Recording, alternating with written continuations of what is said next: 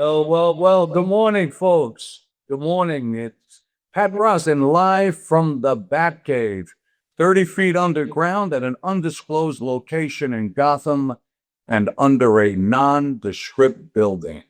We have a special guest today, ladies and gentlemen, and it is my distinct honor to introduce a true American guardian, a man who has dedicated his life to protecting our nation and its leaders.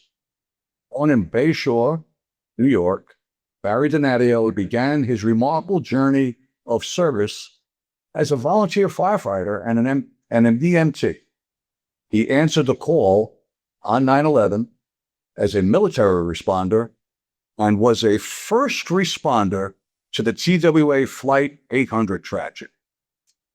His honorable military service took him into war zones, earning him multiple commendations, including the Armed Forces Expeditionary Medal and the Global War on Terrorism Service Medal. Harry then brought his unmatched expertise back to the United States to the Secret Service, where he protected two American presidents at the White House and on numerous high-level protective details. After his distinguished federal career, he founded Public Security, LLC, a premier private security investigation and training firm serving clients who demand the absolute highest standards of protection. Harry is also a celebrated author whose powerful books, including the best-selling TWA Flight 800 First Responder Witness Account and That Day When Hell Froze Over, two amazing books, have captured his extraordinary experiences and inspired countless readers.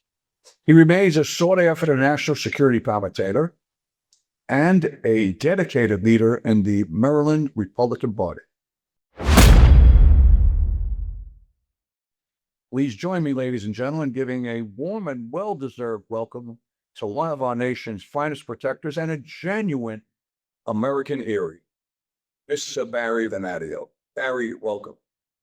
Thank you so much, Pat. I really am honored to be on your show. Great to be in the Batcave. Looks like a cool place to be. And I want to say something. Thank you for everything you have done. We spoke earlier, and I figured out that I was 12 years old when you became a police officer. And I want to thank you very much for protecting me, protecting me. And I mean that from the bottom of my heart. Officers and correction officers, even park rangers, all of our law enforcement community, they don't get enough thanks. And every time I run into a gentleman like you, sir, I want to thank you personally from the bottom of my heart. It means a lot to me to be on your show as well as even talk to you. And you made my day by just being here with you. Well, listen, the honor of mine, and thank you. And I can tell you, if your adult service is any indicator, and it is, you were probably a very tough 12-year-old. So I will tell you that the pleasure is mine. And referencing the Batcave, it is cold here. We're 30 feet underground, as I mentioned, undisclosed location, nondescript building. It's perpetually 54 degrees. As an Irishman, I like the cold. But I'll tell you, you mentioned public service and the work that we did, both with the NYPD and your work at various federal agencies. I loved it. I really loved it. I thought I had the front row seat to the best show in town. I swear to God, I would have done my job in a route response, the NYPD. I would have done it for free, And I would have been glad to. I happened to have, at that time, of all things, I had a floor scraping business called New York's Finest Floor Service. You can believe it. And we scraped floors, repaired them, we cabled them, we bleached them. I had a couple of guys working for me, and I was making enough shekels, probably almost the same as I was making as a detective, with what I used to call the paycheck. Was actually a bi-weekly insult, but I loved it, and honestly, would have did it for nothing. And it's a pleasure to meet my doppelganger, and Barry, the honor's mine. And I got to say, you know, you protected a couple presidents in the Secret Service. That's a really big deal. But bullets flew at you, different location, as a special patrolman at Lefrak Housing in Queens, a former client of ours, actually. Uh, what went down that night when they were on fire? Run us through. Well, first I would say which night. It was quite common, but I think the one that we're referring to is it was actually around 4th of July time. And that area at the time, we're talking about 1991. I was a New York City special patrolman, a peace officer. We were authorized to make arrests on and off duty. We were uniformed, and we were essentially the police for Left Rec City Housing, Junction Boulevard, and I believe 57 Avenue, I should say, and an 18, 20-story apartment complexes. So about 20,000 people. Of course, we had NYPD out of the 110th that responded in, and of course, they were the primary police agency. So we were technically Left Rec City's private police, which is a really interesting thing in New York law and what would allow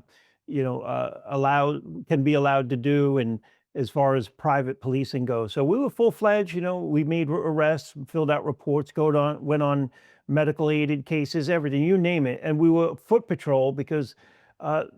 We had no cars. We had a tow truck to tow vehicles if they were parked illegally, but I never saw one. I don't think I've ever rode in it. It was foot patrol forever at that place, right? So you walked around, and I'll be honest, and not to say anything about the Left Rack organization because they were very, very good and they treated us like gold. But that place at the time was very, very dangerous. It's in Corona.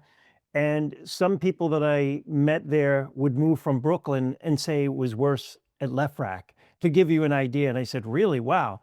I was literally 20 years old when I started working there, and sworn peace officer, like I said.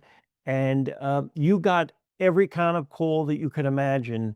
Uh, Robbery, unfortunately, rapes, assaults, constant assaults, drug activity, um, even assassinations. There were underground garages there that sometimes people were literally taken out in an underground garage, thrown in a trunk, and took off, and that would be it.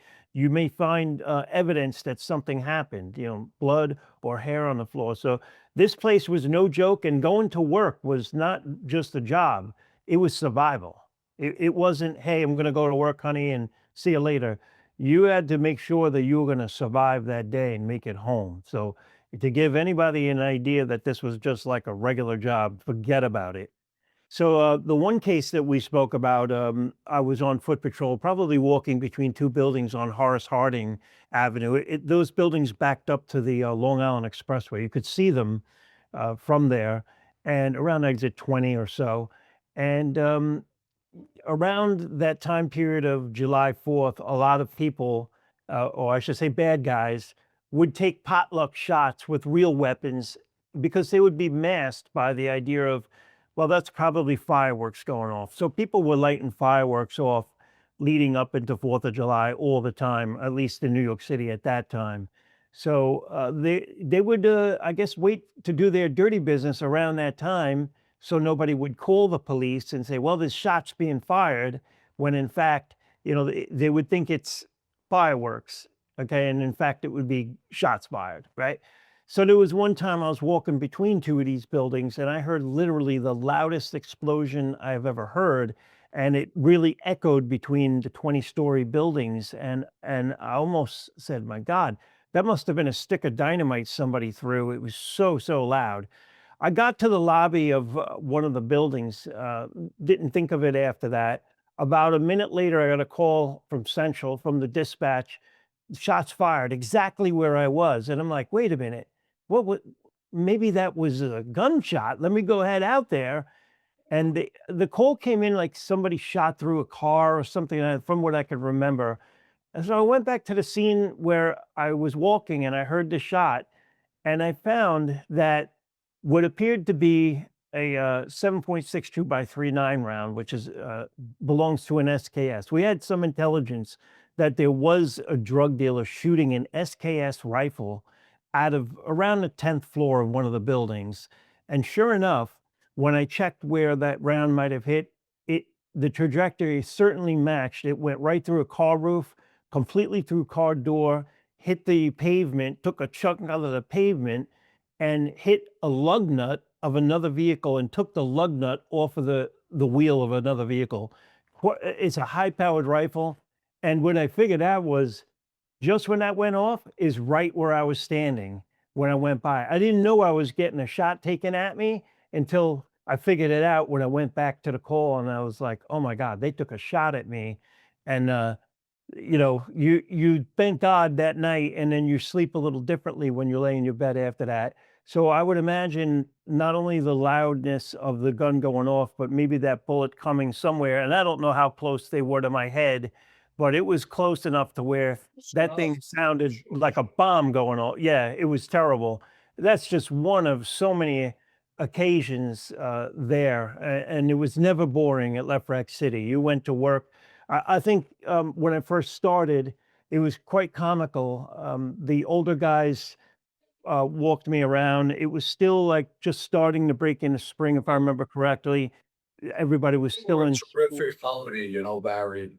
I mean, the reality is working for Left Rack, and they were a client of ours as well. Mhm. They were and are an amazing company. Really took great care of their employees. They did. That is a very scary sniper incident, no less, in 1991, which were really the bad old days. And for some of our more seasoned listeners and viewers, they'll recall that in 1991, under the absent leadership of David Dinkins, he was perfecting his backhand down in Queens while the city burned to the ground with out-of-town Lee Brown. It was an entirely different city. And 91, and we're coming up hard against the break, was really probably the fourth or fifth year after the opening day of crack. And as you know, like Major League Baseball, crack does have an opening day. I aspire to throw around a St. Patrick's Day, coincidentally, in 1986. So that was, you were in the middle of it in 91. Yeah. We're going to chat a little bit about that because a lot of our listeners and viewers know that period and know that that was the city of New York that the movies Death Wish, Taxi Driver, Mean Streets, Whole Greenwich Village, a lot of the great, great, great movies was based on. Today, comparatively, Disney World. So, ladies and gentlemen, stay tuned. We got me with Barry Donadio, a real American hero. And it's Pam Rosin live from the Batcave. We're going to come in apart against the break, and we'll be right back. Stay tuned. Is your organization prepared for today's technology and security challenges? At CMS Technology Partners, we deliver customized, best-of-breed solutions that protect your people, your property, and your peace of mind. From AI camera vision and real-time threat detection to advanced mobile weapon screening and X-ray imaging systems, we help you stay ahead of evolving threats without replacing your entire system. Plus, our expert team builds secure, scalable IT infrastructure, network and cloud solutions designed to fit your exact needs. With over 20 years of experience, CMS Technology Partners brings the technology, service, and support your business deserves. Visit callcms.com to see how we can strengthen your security and tech so you can focus on what matters most. All right, folks, welcome back. Pat Brosnan, live from the Batcave. I'm here with none other than Barry Donadio. And folks, if you're just tuning in, Barry has an extraordinary background. Most notably, he was a protector of no less than 2 United States presidents with the Secret Service. And we were just recounting in 91 when he got fired upon at Queens to the Left Fire facility where he was a special patrolman. And Phil, we're just commenting during the break of the madness, really. 91 was about the fourth or fifth year in on the crack wars in New York. And the city was really quite insane, just like Death Wish, Taxi Driver, as I mentioned. And Barry was foremost in the fight. And honestly, I was up in the robbery squad of the 4-6 at the same time. And I mean, I was lucky enough not to be sniped at from the roof. I mean, shot at a number of times in different scenarios, but not from a rooftop sniper event. And that's thankfully was very rare. But you know what we had a lot of, Barry, and I'm sure you guys had your head on an upward swivel out there at those crack zones, was the rooftop cinder blocks and the rooftop buckets that would come off. And these cowards, these savages would drop them down on the patrolmen and the detectives. And I had a crush in front of 1776 weeks after off the Grand Concourse, the Champs-Élysées. I had cinder block crush our radio car roof. And on a midnight, well, actually 4 to 12, we're coming out at midnight. And it pumped out all the windows. And real terrifying what that would have done to it. It would have killed us both. So it was they were tough, dark, and dirty days. And I could get lost in the rabbit hole on the 80s and 90s and the early 2000s, New York, and what our great mayor, Rudy Giuliani, and his great leaders, Bill Bratton and Ray Kelly, did to turn around the city and make essentially Death Wish into Disney. But I won't fall for that. I usually do, because that's a rabbit hole I get lost in. I'd like to switch to TWA Flight 800 and also your role as a 9/11 responder to war zones. Tell us about those early days and how they shaped who you are. Right. So I was a 25-year-old emergency medical technician in East Meriches Community Volunteer Ambulance. I was also full-time Air Force Security Forces at West Hampton Beach, Long Island, the 106 Rescue Wing at the time of the crash. My son had been born one day before the crash, and he was at Southampton Hospital. So, talk about the night of the crash. Really, I was coming back from visiting him, and for some reason, I was on Montauk Highway in Mauritius coming back from there. I must have taken a detour for some reason. And back then, when you got a fire call or for EMS ambulance, we had pagers that went off, and that's all you had. There were no cell phones, not that I had anyway. And, I was pretty close to Pine Street or Pine Avenue, from what I can remember, where the ambulance garage was. And I barely heard something go off. The pager went off and it was turned down low. And what I realized, it was actually the second call.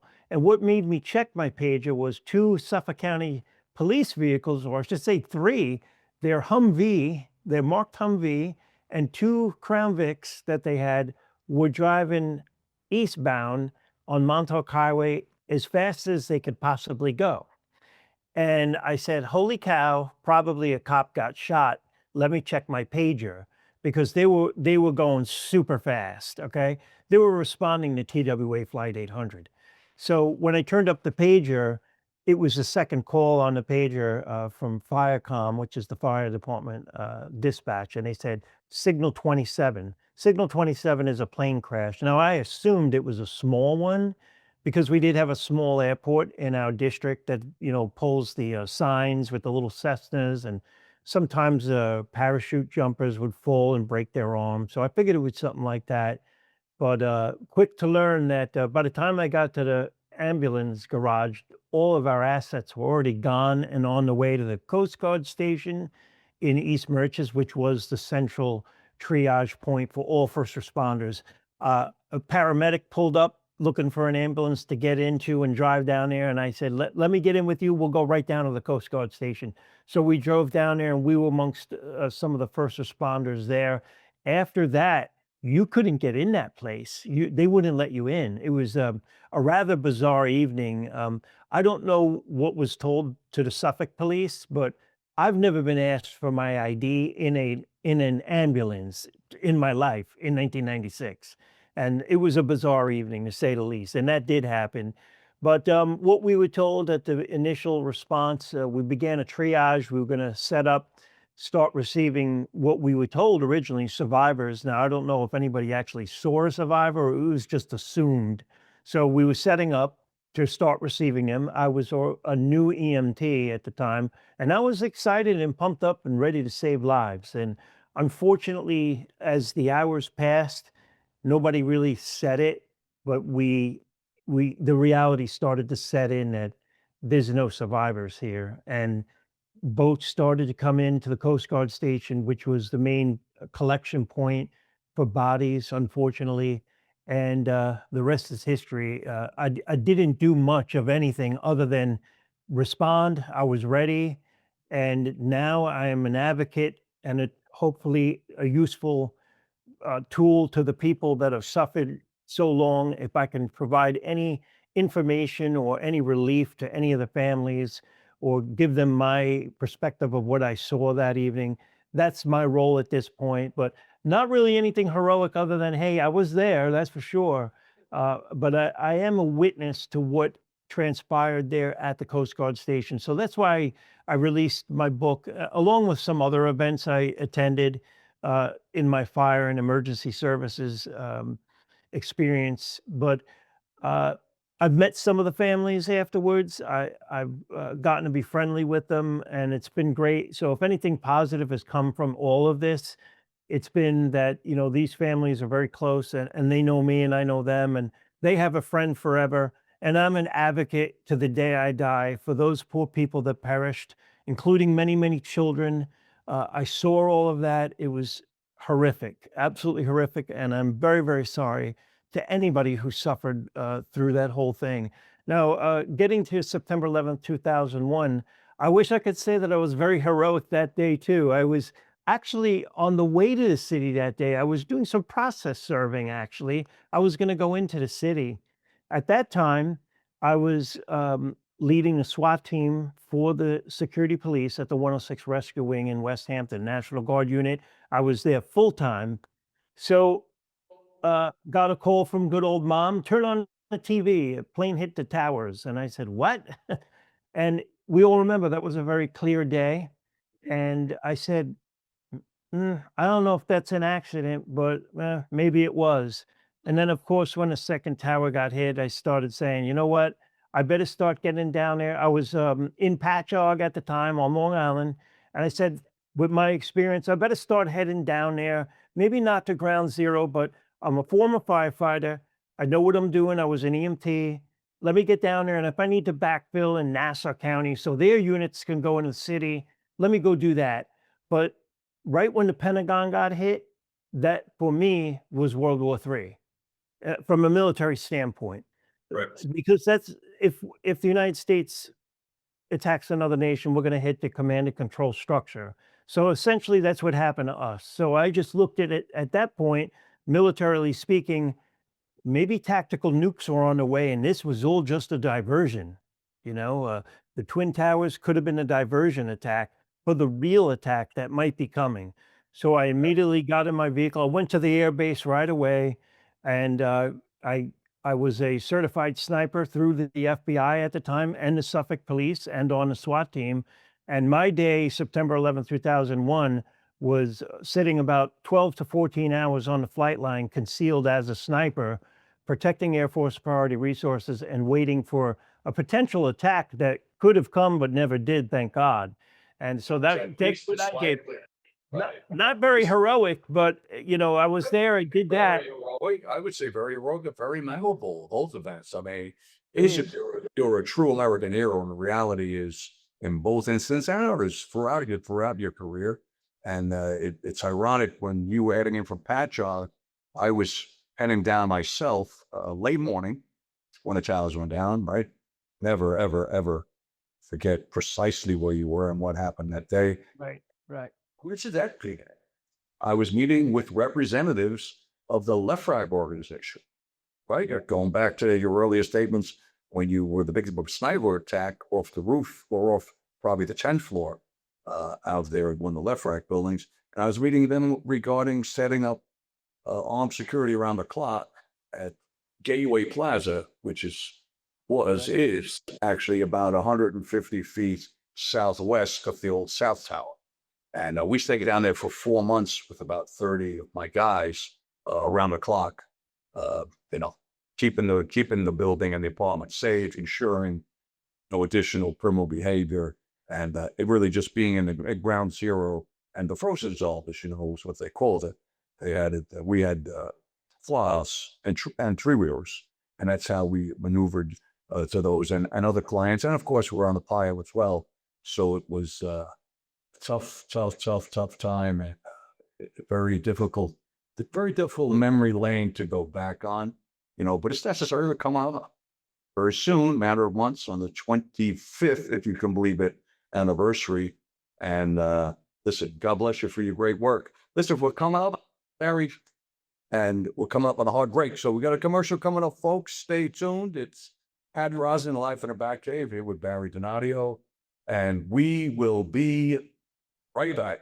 Stay tuned. When the storm hits or when your trees need serious care, you call O'Sullivan Tree Care. O'Sullivan Tree Care is a fully licensed and insured family-owned company, proudly serving Rockland County, Westchester County, and New Jersey. Their experienced team handles it all: tree removals, precision pruning, stump grinding, crane work, and emergency storm cleanup. Fast, safe, and professional. When severe weather strikes, O'Sullivan Tree Care responds when it matters most, clearing dangerous trees, restoring access, and protecting homes and properties. They also supply high-quality mulch and screen topsoil available for pickup or delivery. You call, they haul. What sets O'Sullivan Tree Care apart is reliability under pressure. When others step back, their crew steps forward. Experienced, equipped, and ready to work in the toughest conditions. So whether you're dealing with storm damage, downed trees, or routine property maintenance, make the call to the team you can trust. O'Sullivan Tree Care, 845-359-8733. That's 845-359-8733. O'Sullivan Tree Care, where quality meets reliability and the job gets done right. Welcome back, folks. Pat Brosnan live from the Batcave, here with former Secret Service agent Barry Donadio, who protected not one, but two former United States presidents at the White House. Morning, Barry. Tell me. Very, very serious assignment. I protected Mayor Giuliani during his first run against Dickens when he took Dickens out in 93. And I understand the extreme gravity and the extreme difficulty of protecting a figure such as a mayor of the greatest city in the world, as well as president of the greatest country in the world.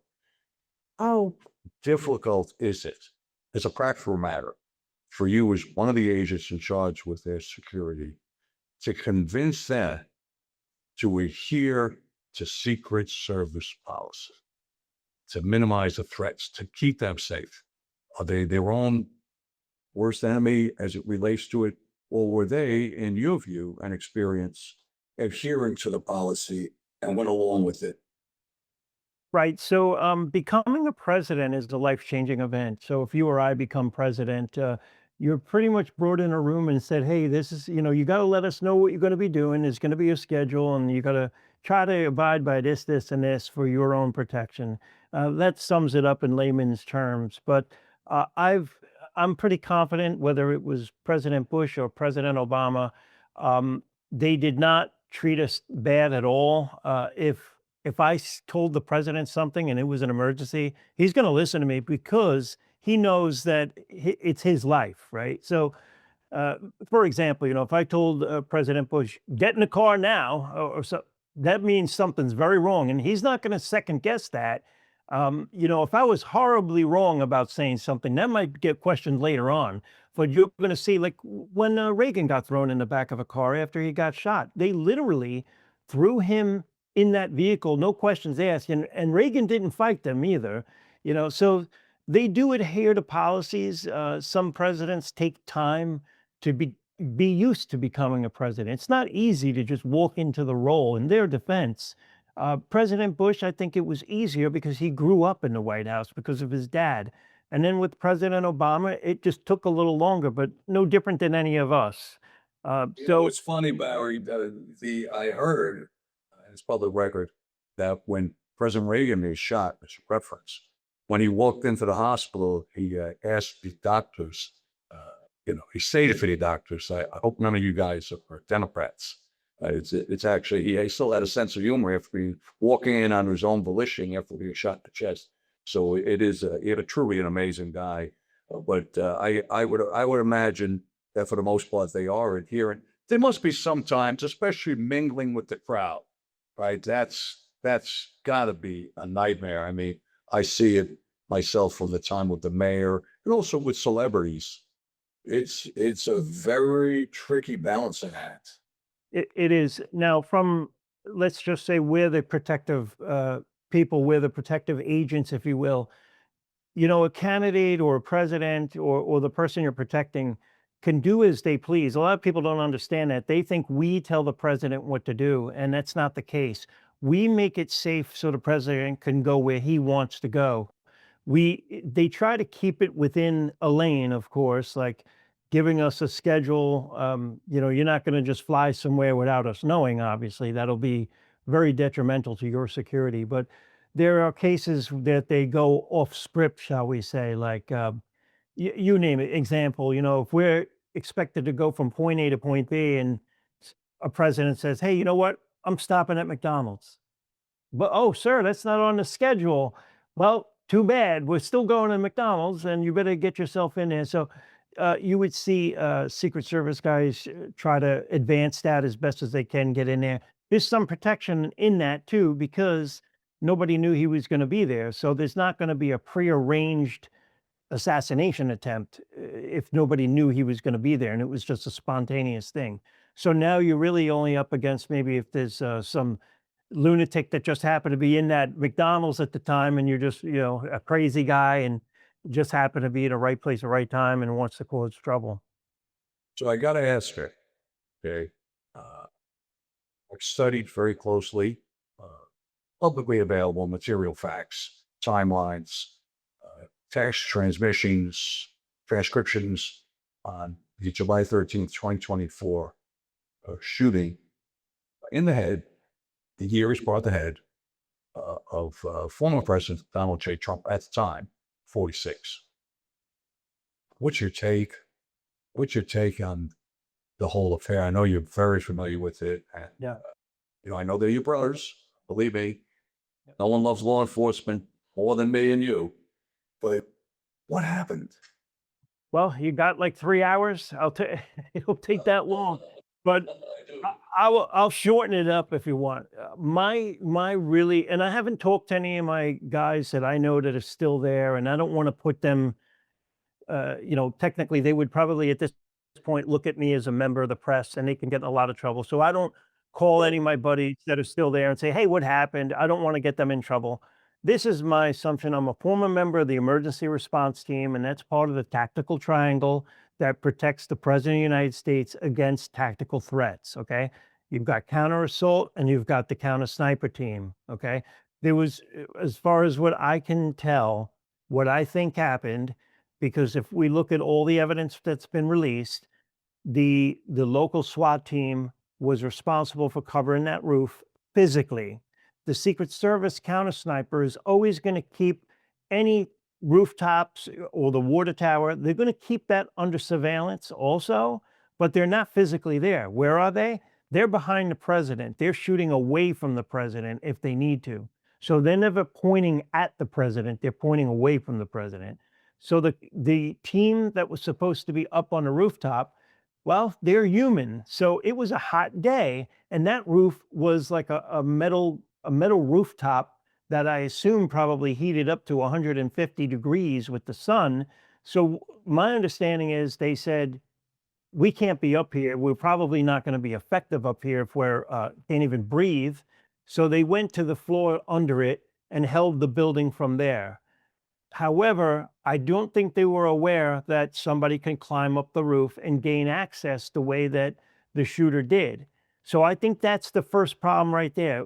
We had an assigned unit that was supposed to be there that wasn't. And has it happened before that? Probably. And did it go okay and never anything happened? Yeah, that's what happened.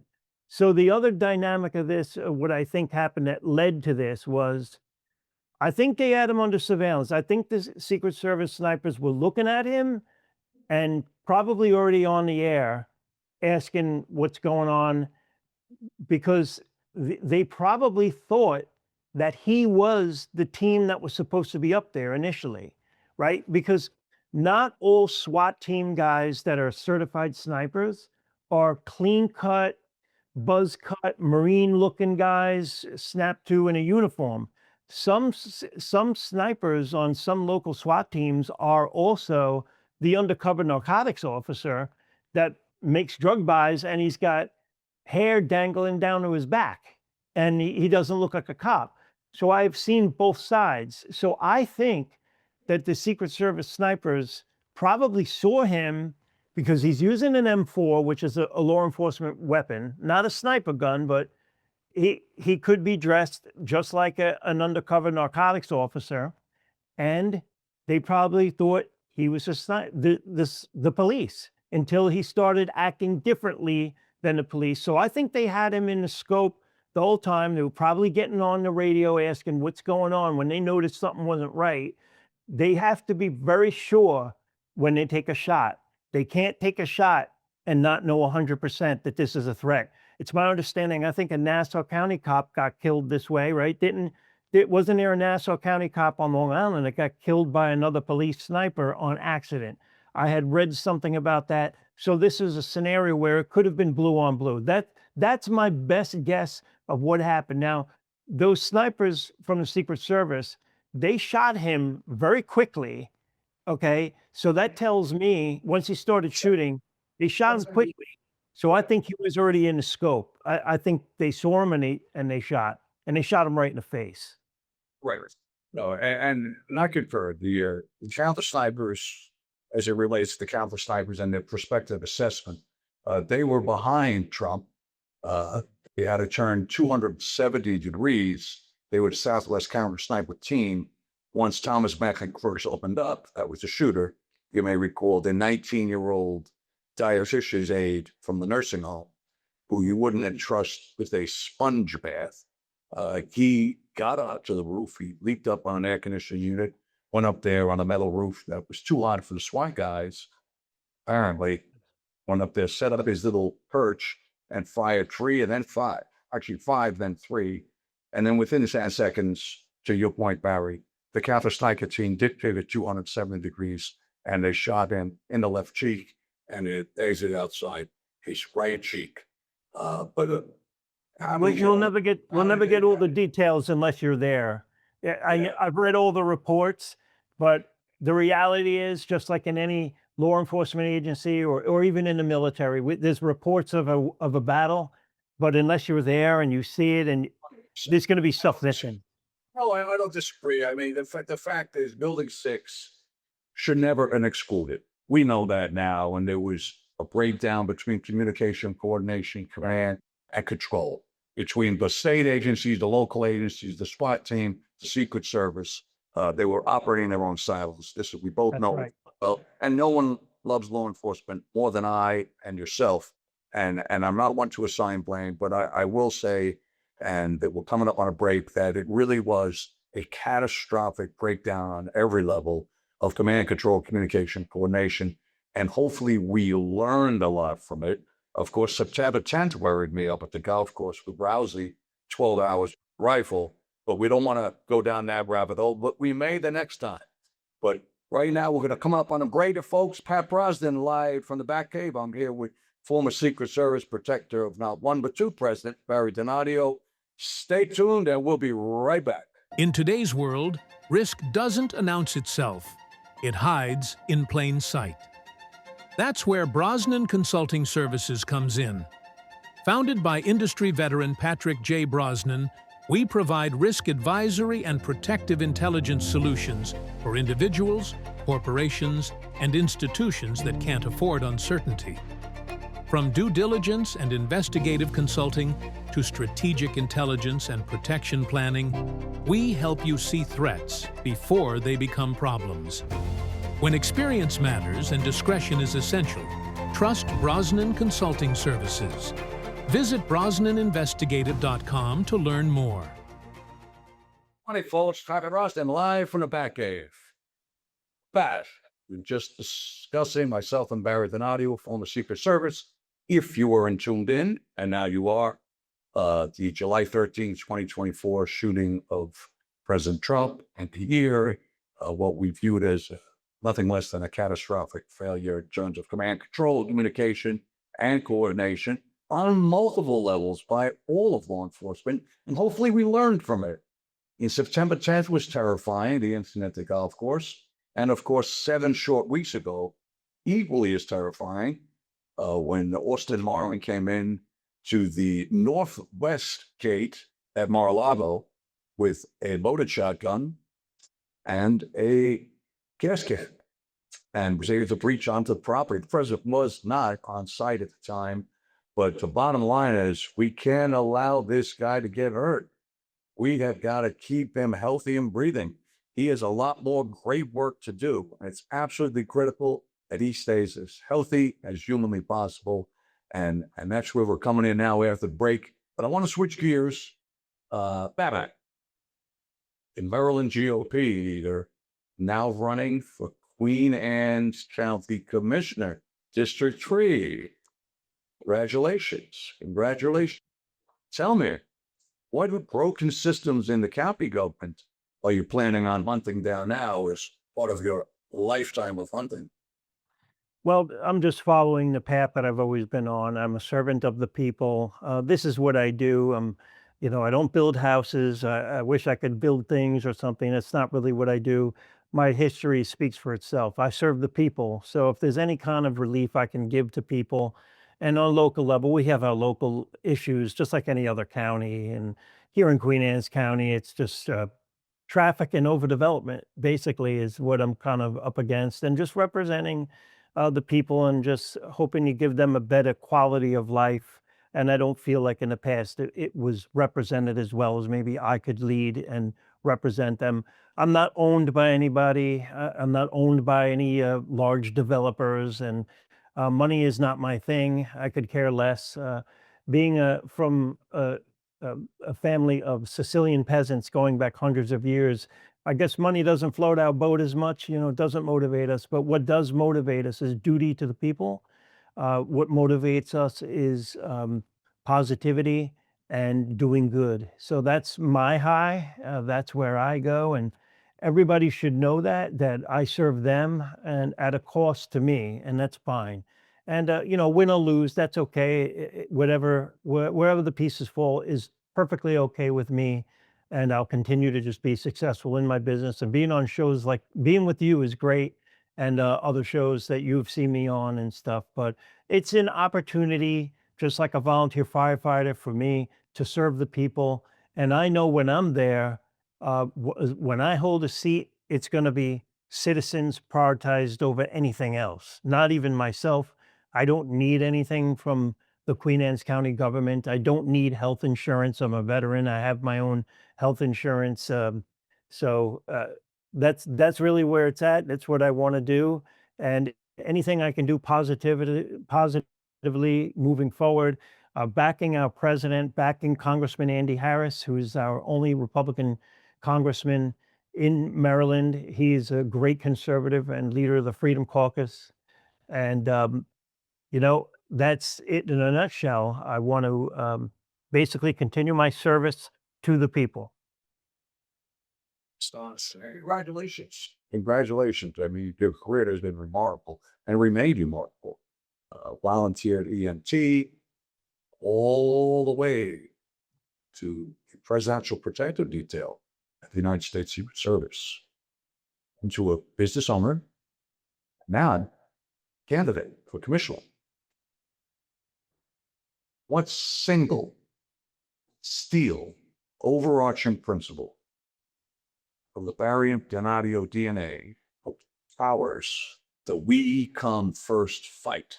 And I quote, "We come first."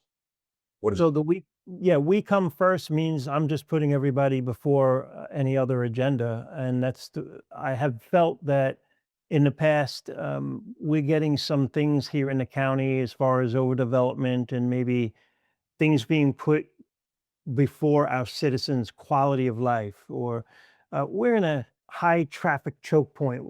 I live here on Kent Island. It's part of Queen Anne's County.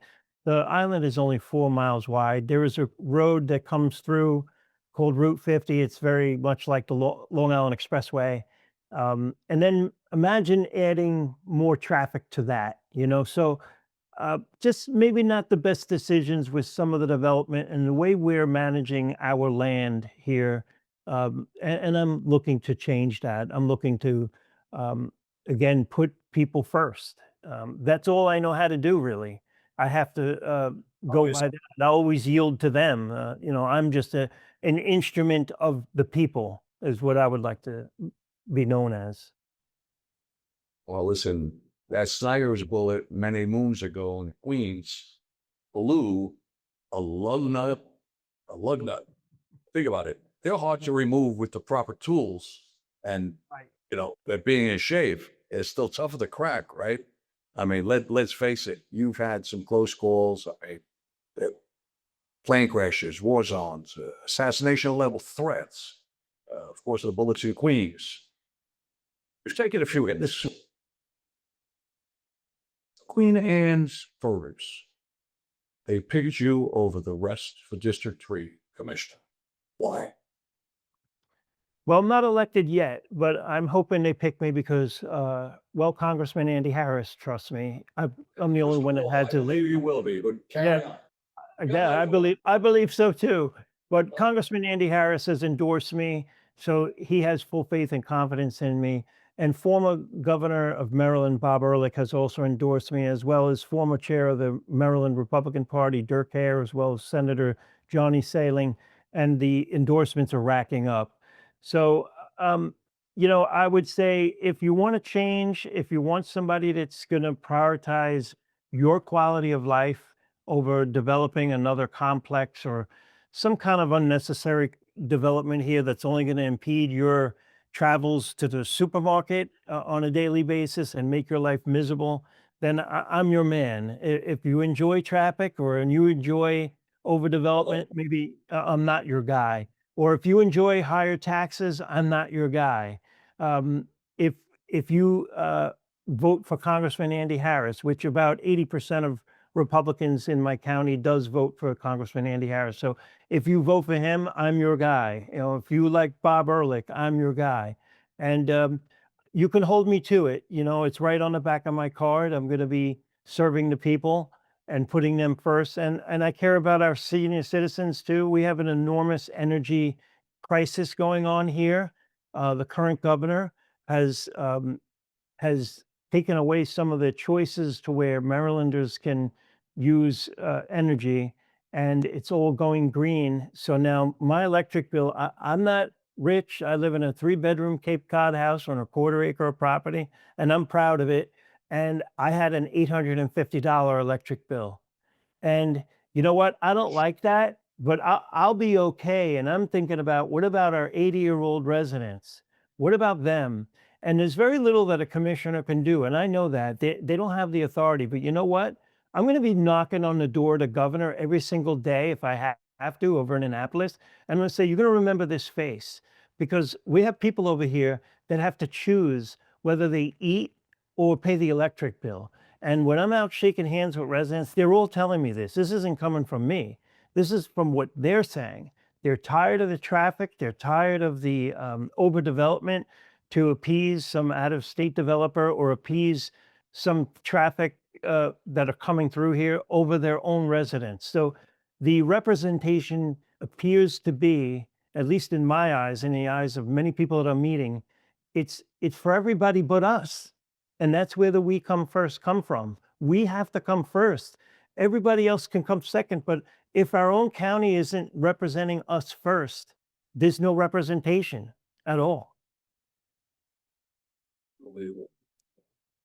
Well, Barry, we're getting close to wrap up, but I gotta understand your journey, your arc, your trajectory really has been remarkable.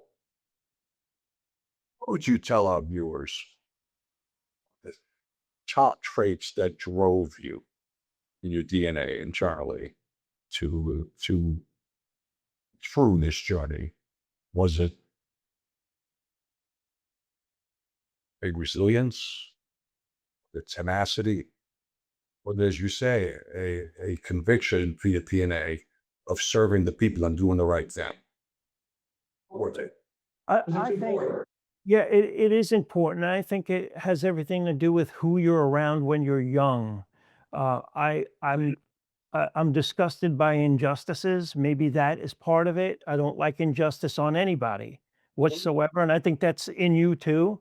The cop in us wants to protect somebody. Yeah, it's just something I guess maybe we've been born in, but it's also fostered by who we're around. I had some very, very good, strong leaders in the military. I joined when I was 17.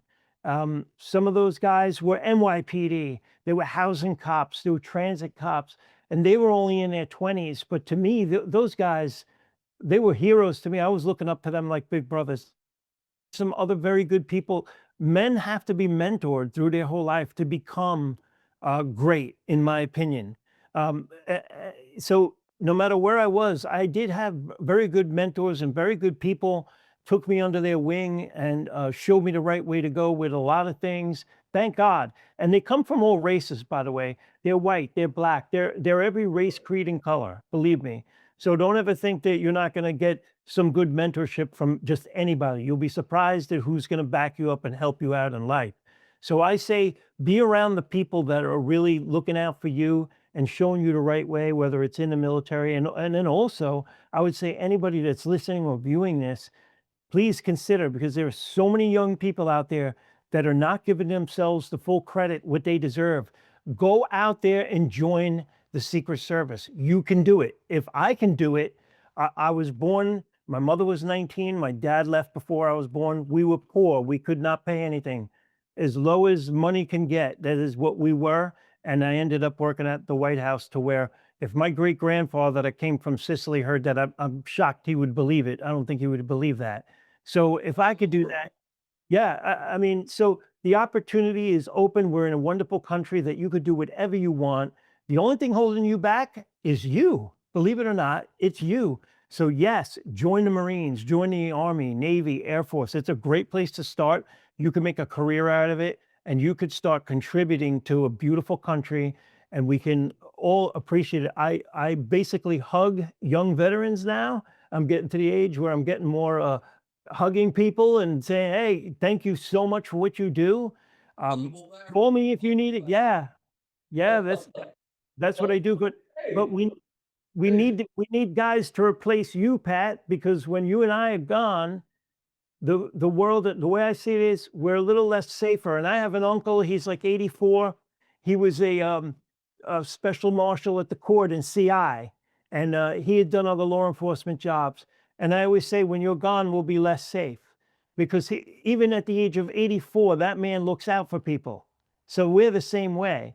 And when we're gone, the world will be less safe. So I want people to take over where we were, and they got to take care of us and keep the world safe. Because you know what, Pat? The world, it is an evil place without people like you, without people like my uncle, and without people like me watching over.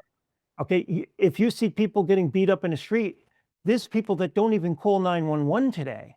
In our generation, you'd get in and stop that and would never tolerate it in our generation. Today, you don't even get a phone call to get an ambulance. They just leave you on the side of the road and that's it. Nobody even calls for help. So that's all the more reason we need the younger people to be joining all of the services. Do what your heart's desire is. Do not tell anybody. Don't let anybody tell you that you cannot do it, because you can. And that goes for also going in politics too. It doesn't matter what political party you are. If you're upset with politics, be part of the solution. Run for Congress, run for delegate, be an assemblyman up in New York, whatever. Go and do it. And, reach out to both sides of the aisle. Talk to people. Let's stop demonizing each other. We have to stop it. Because you and I, Pat, we came from a time we kind of voted certain ways, and whoever got in, okay, it wasn't this, it just wasn't like this. And we got to take a few steps back with the political stuff, because we're tearing ourselves apart. So I don't let a political argument get in the way of me and a friend. I never will do that. I have friends that are bleeding heart, whatever, right? And it doesn't matter. And I'm still their friend. They'll tell me they hate this, they hate that. Okay, that's fine. And maybe some of the stuff could be some true or whatever, but I'm not going to lose a friendship over it. And that's where we have to get back to. You're a great example. I mean, your transition from the protege like myself to a mentor, to the many mentors that I had and you had, is critical. And the reality is that at this stage of the game, we're the mentors. And it's very, very important what you say. I couldn't agree more. 1000% is that to everyone out there. And I do personally mentor a number of young folks, and I tell them everything's on the table. There's nothing you can't reach. There's no goal you can't obtain. You have to be focused. You have to be tenacious. And you also have to be resilient, because you will hit a lot of bumps. And don't be dissuaded by it. Keep pressing forward. Keep pressing forward. And, pressure makes diamonds, as I always said. And I used to tell a lot of the salespeople in my company, pressure makes diamonds. Stay on top of them. but it's the same with life. And Barry, this was amazing. You're a true inspiration to legions behind you. Thank you for joining me. And folks, this was amazing. Barry Donadio, former Secret Service, a Renaissance man, if ever there was one. And before we wrap up, folks, if you have not already, do me a favor, hit that subscribe or follow button so you don't miss any of the future Batcave action. We're on YouTube and Spotify, all the usual spots. Just search Pat Brosnan Live from the Batcave and you will find us. And hey, leave a quick review or rating.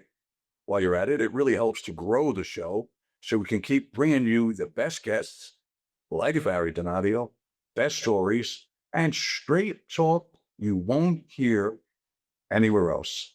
Fast, focus, and forensic precision. Thank you, and have an absolutely great weekend, and we'll see you next week.